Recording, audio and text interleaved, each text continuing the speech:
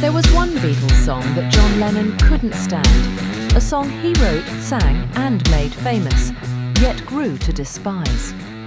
In later interviews, he called it a piece of garbage. That song was Run for Your Life, the closing track of the 1965 album Rubber Soul.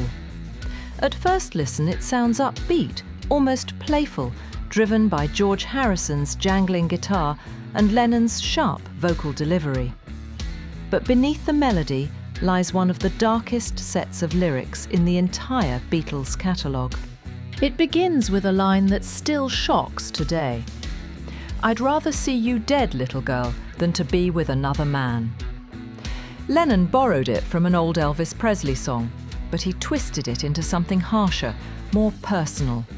It captured jealousy and possessiveness, emotions Lennon later admitted were tearing through his real life at the time. He was young, married, and already struggling under the weight of fame, ego and self-doubt. The Beatles were changing fast, from innocent pop idols into serious musicians, and Lennon's songwriting was reflecting his internal chaos.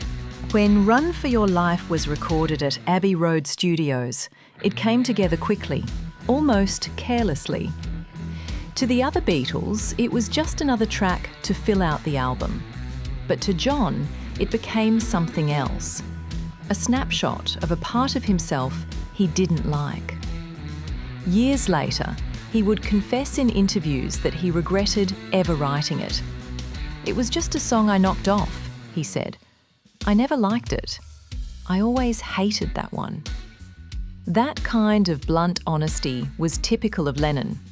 He was never afraid to look back and criticise his own work, even when it was loved by millions. The irony is that Run for Your Life closes one of the Beatles' most respected albums, a record known for its maturity, experimentation, and lyrical depth. Songs like Norwegian Wood and In My Life marked a new level of artistry.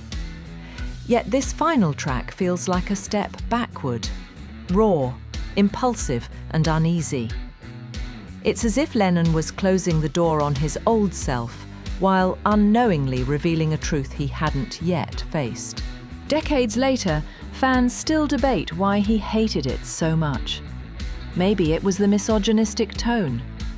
Maybe it was the reminder of who he used to be, a man who hadn't yet learned to separate love from control.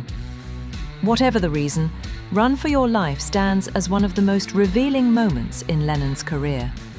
It exposes the flaws behind the genius, the darkness behind the charm. For Lennon, it wasn't just a bad song. It was a reflection of a past he wished he could erase. And perhaps that's why the song still matters. Not because it's great, but because it's honest. In a catalogue filled with love, hope, and revolution, Run for Your Life reminds us that even icons have shadows. And sometimes, the songs they hate the most are the ones that show us who they truly were.